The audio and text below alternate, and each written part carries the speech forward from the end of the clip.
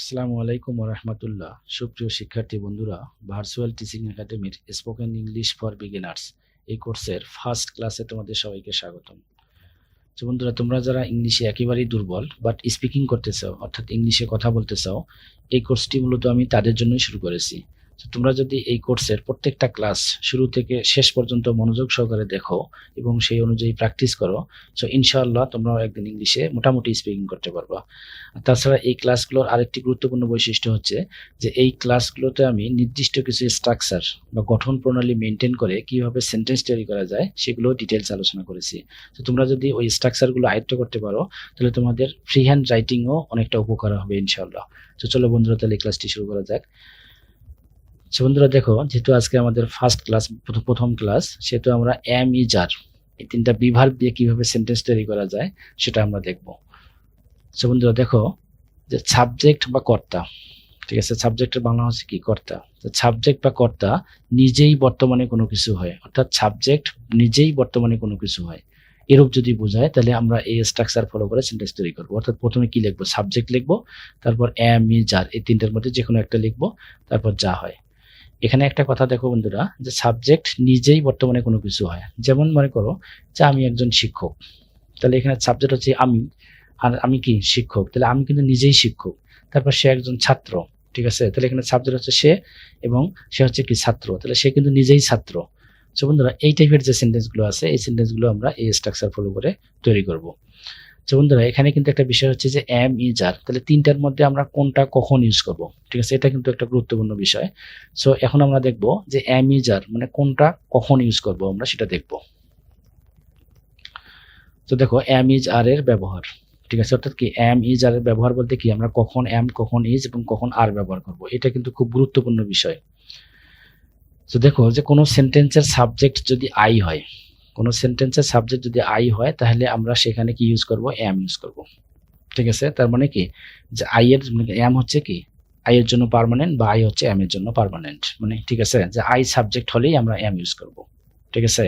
তারপর দেখো, যে এনি সিঙ্গুলার বা এক বচন, অর্থাৎ কি আছে, ঠিক আছে, এক বচন বলতে কি মানে তোমার ধরো থার্ড পারসন সিঙ্গুলার নাম্বার যেগুলোকে আমরা বলে থাকি, এরকম কোনো নাউন বা প্রোনাউন, ঠিক আছে, যে কোনো নাউন বা প্রোনাউন দ্বারা যদি একজন ব্যক্তি বা একটা বস্তু বা একটা প্রাণী, যে কোনো কিছুকে, ঠিক আছে, এগুলো যদি বোঝায়। তাছাড়া মনে করো যে আমরা চোখ দিয়ে যা কিছু দেখতেছি, যে যেগুলো আমরা দেখতে পাই না বাট অনুভব করতে পারি, সবকিছুই পূর্বেই ইজ বসবে, কিন্তু কন্ডিশন হচ্ছে কিন্তু সেটা সিঙ্গুলার হইতে হবে, মানে একটা, মানে একটি বুঝাইতে হবে, সেটা একটা মানুষ হোক, একটা ব্যক্তি, বস্তু, প্রাণী বা যে কোনো কিছু হোক, একটা যদি বোঝায় তো সেক্ষেত্রে আমরা ইজ ব্যবহার করব। এবং কোনো সেন্টেন্সের সাবজেক্ট যদি উই হয়, ঠিক আছে, উই বা ইউ, ঠিক আছে, এবং এনি প্লুরাল বহু বচন নাউন বা প্রোনাউন হয়, তাহলে সেক্ষেত্রে আমরা কি করব? আর ব্যবহার করব। উই সাবজেক্ট হলে আর, ইউ হলেও কি আর, এবং এনি প্লুরাল মানে একাধিক কোনো কিছু বুঝালেই আমরা কি করব? আর বুঝাবো, মানে আর লিখবো, ঠিক আছে বন্ধুরা। একাধিক, একের অধিক কোনো কিছু বুঝে, সেটা মানুষ হোক, গরু, ছাগল, গাছপালা কি হয় হোক, যদি একের অধিক বোঝায় সেক্ষেত্রে আমরা কি? আর ব্যবহার করব। সো আশা করি তোমরা বুঝতে পারছো যে আমরা কখন এম ইজ আর ব্যবহার করব। তো বন্ধুরা, তাহলে এখন আমরা সেন্টেন্স তৈরি করা শিখবো, কিভাবে আমরা এম ইজ ব্যবহার করে, এম ইজ আর ব্যবহার করে সেন্টেন্স তৈরি করা যায় সেটা দেখবো। দেখো এখানে, যে ফার্স্ট অফ অল আমরা অ্যাফার্মেটিভ বা হ্যাঁবোধক সেন্টেন্স কিভাবে তৈরি করা যায় এই অ্যামিজার ব্যবহার করে সেটা দেখবো। সো অ্যাফার্মেটিভ সেন্টেন্সের যে স্ট্রাকচারটা আমরা এখানে দেখতেছি সেটা হচ্ছে কি, সাবজেক্ট প্লাস অ্যামিজার প্লাস যা হয়, মানে এই স্ট্রাকচারে যে সেন্টেন্সগুলো তৈরি হবে সবগুলো হচ্ছে কি? অ্যাফার্মেটিভ সেন্টেন্স, ঠিক আছে বন্ধুরা। তো দেখো, যে আমি একজন শিক্ষক, তাহলে এখানে সাবজেক্ট হচ্ছে কি? আমি, মানে আই। দেখো এই সাবজেক্ট হচ্ছে কি? আই। তারপর কি হবে? এম ইজ আর। তাহলে আই এর পরে কি বসবে? এম বসবে, যেটা আমরা একটু আগে দেখলাম। আই সাবজেক্ট হলে কি বসে? এম বসে। তারপর কি? একজন শিক্ষক আর টিচার, ঠিক আছে বন্ধুরা, আশা করি বুঝতে পারছো। তারপর দেখো, সে বা তিনি সৎলোক, সে সৎলোক বা তিনি সৎলোক, ঠিক আছে। তাহলে এই সেন্টেন্সের সাবজেক্ট হচ্ছে সে, মানে হি।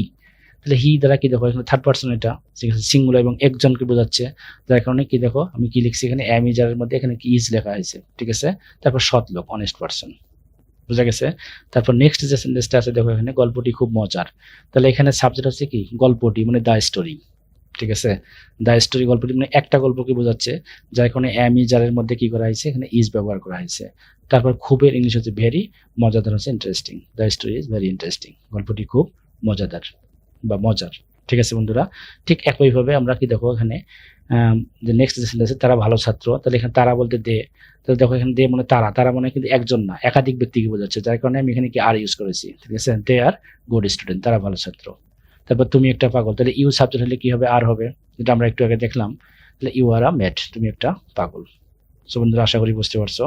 এখন আমরা এই অ্যামিজার ব্যবহার করে নেগেটিভ সেন্টেন্স কিভাবে তৈরি করা যায় সেটা দেখবো, অর্থাৎ না বোধক যে সেন্টেন্সগুলো আছে সেটা দেখবো আমরা। দেখো এখানে তো নেগেটিভ সেন্টেন্সের ক্ষেত্রে আমরা যে স্ট্রাকচারটি ফলো করব সেটা হচ্ছে প্রথমে লিখবো সাবজেক্ট, তারপর ওই আগের মতো অ্যামিজার লিখবো যে কোনো একটা সাবজেক্ট অনুযায়ী, তারপর কি শুধু এখানে এক্সট্রা একটা নট ইউজ করবো আমরা।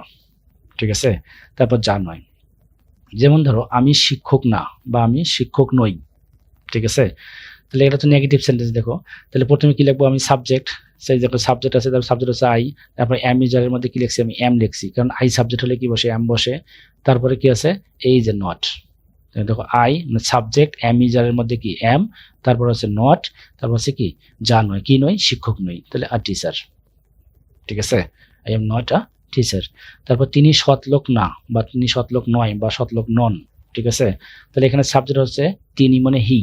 ঠিক আছে, তো সাবজেক্ট লিখলাম হি, তাহলে হি হলে কি থার্ড পারসন সিঙ্গুলার নাম্বার বা একজনকে বোঝাচ্ছে, যার কারণে আমি এখানে কি ইজ লিখছি। তারপর সাবজেক্ট হি, তারপর অ্যামিউজারের মধ্যে ইজ, তারপর কি নট, তারপর আছে কি অনেস্ট পারসন। তারপর দেখো গল্পটি খুব মজার না বা গল্পটি খুব মজার না বা গল্পটি খুব মজার নয়, তাহলে এখানে সাবজেক্ট হচ্ছে দ্য স্টোরি। ঠিক আছে, the story third person singular number বা একটিকে বোঝাচ্ছে, যার কারণে আমি ইজ লিখছি, তারপর নট, তারপর ভেরি ইন্টারেস্টিং। যেমন ঠিক একইভাবে বাকি সেন্টেন্সগুলো আমরা এখানে দেখে নেব। ঠিক আছে, যে এইভাবেই বাকি সেন্টেন্সগুলো তৈরি হবে এবং এইভাবে তোমরা হাজার হাজার সেন্টেন্স তৈরি করতে পারবে ইনশাআল্লাহ। সো নেক্সট যেটাই আমরা দেখবো সেটা হচ্ছে ইন্টারোগেটিভ সেন্টেন্স, অর্থাৎ এই অ্যামিজার ব্যবহার করে কিভাবে আমরা ইন্টারোগেটিভ সেন্টেন্স তৈরি করব সেটা দেখবো। সো ইন্টারোগেটিভ সেন্টেন্স তৈরি করার জন্য যে স্ট্রাকচারটি আমরা এখানে দেখতেছি সেটা হচ্ছে কি, দেখো এম ইজ আর এটাই প্রথমে বসবে। এবার একটু আগে আমরা দেখলাম কি যে সাবজেক্টগুলো আগে ছিল, কিন্তু এবার হচ্ছে কি এম ইজ আরটাই প্রথমে বসবে, তারপর সাবজেক্ট বসবে। ঠিক আছে, তাহলে সামনে এম ইজ আর বসার সময় অবশ্যই আমরা সাবজেক্টের দিকে একটু খেয়াল করব, সাবজেক্টের উপর ভিত্তি করে কিন্তু এগুলো বসবে, তারপর যা হয়। যেমন ধরো আমি কি শিক্ষক, কিন্তু প্রশ্ন করা হয়েছে। ঠিক আছে, তাহলে এটা হচ্ছে ইন্টারোগেটিভ সেন্টেন্স, যার কারণে প্রথমে আমরা কি লিখবো, অ্যামিজার। তাহলে অ্যামিজারের মধ্যে আমি এখানে কি লিখছি, এম লিখছি, কারণটা হচ্ছে কি এখানে সেন্টেন্সের সাবজেক্ট হচ্ছে আমি মানে আই। ঠিক আছে, আই যদি সাবজেক্ট হয় তাহলে কি বসবে, এম বসবে। এই জন্য দেখো এম আই আ টিচার। ঠিক একইভাবে তিনি কি সৎলোক, তাহলে দেখো এখানে প্রথমে আমরা কি লিখবো, অ্যামিজারের মধ্যে একটা লিখবো। তাহলে এই অ্যামিজার লেখার আগে আমরা সাবজেক্টের দিকে একটু খেয়াল করবো। সাবজেক্ট হচ্ছে কি এখানে তিনি মানে হি, তাহলে হি যদি সাবজেক্ট হয় তাহলে অবশ্যই ভার্বটা হবে কি ইজ হবে, তাহলে ইজ হি অনেস্ট পারসন। তারপর গল্পটি খুব মজার। ঠিক আছে, গল্পটি কি খুব মজার, তাহলে এখানে সাবজেক্ট হচ্ছে দ্য, গল্পটি মানে দ্য স্টোরি, তাহলে গল্পটি বলতে একটা গল্পকে বোঝাচ্ছে, তাহলে আমি সামনে অ্যামিজারের মধ্যে কি লিখবো, ইজ লিখবো, তারপর সাবজেক্ট হচ্ছে দ্য স্টোরি, বাকিটা হচ্ছে কি ভেরি খুব মজার মানে কি ভেরি ইন্টারেস্টিং। ঠিক একইভাবে বাকি সেন্টেন্সগুলো আমরা দেখবো।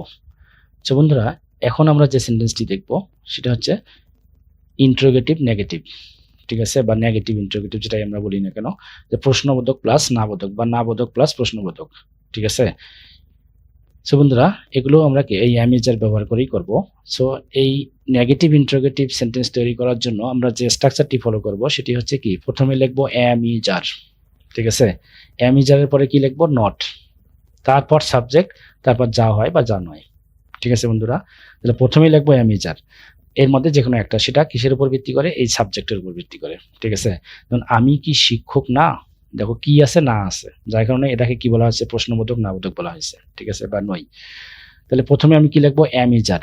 তাহলে এই অ্যামিজার লেখার আগে আমাকে কিন্তু সাবজেক্টের দিকে তাকাইতে হবে। তাহলে সাবজেক্ট হচ্ছে কি আমি, তা আমি মনে হচ্ছে কি আই, তাহলে আই যদি সাবজেক্ট হয় তাহলে আমি কি লিখবো, এখানে এম লিখবো, এম লিখছি, তারপর কি লিখবো, অ্যামিজারের পর নট লিখবো, এই যে নট লেখা হয়েছে এখানে, তারপর কি সাবজেক্ট হচ্ছে এই যে আই, তারপরে কি টিচার, একজন শিক্ষক। ঠিক আছে, তাহলে আমি কি শিক্ষক না বা আমি কি শিক্ষক নই, তাহলে কি am not I a teacher. তারপর তিনি কি সৎলোক না বা সৎলোক নন। ঠিক একইভাবে তাহলে প্রথমে কি লিখবো, অ্যামিজার, তাহলে অ্যামিজারের মধ্যে যে কোনো একটা, তাহলে আমি এখানে কি লিখছি, ইজ লিখছি, কারণটা হচ্ছে কি যে এই সেন্টেন্সের সাবজেক্ট হচ্ছে আমার তিনি বা মানে কি হি, হি যদি সাবজেক্ট হয় তাহলে অবশ্যই ইজ বসবে এখানে।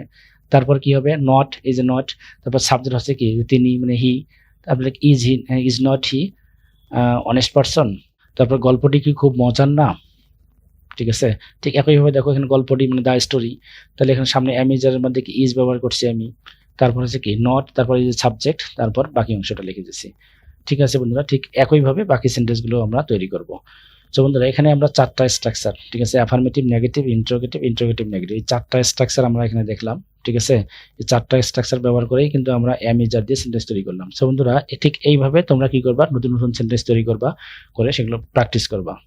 যদি প্র্যাকটিস করো মোটামুটি তোমরা কিন্তু am is are দিয়ে অনেক সেন্টেন্স তৈরি করতে পারবা। সো বন্ধুরা আজ এ পর্যন্তই। নেক্সট ক্লাস দেখার আমন্ত্রণ জানিয়ে আমি আজকের ক্লাসটি এখানেই শেষ করতেছি। আল্লাহ হাফেজ।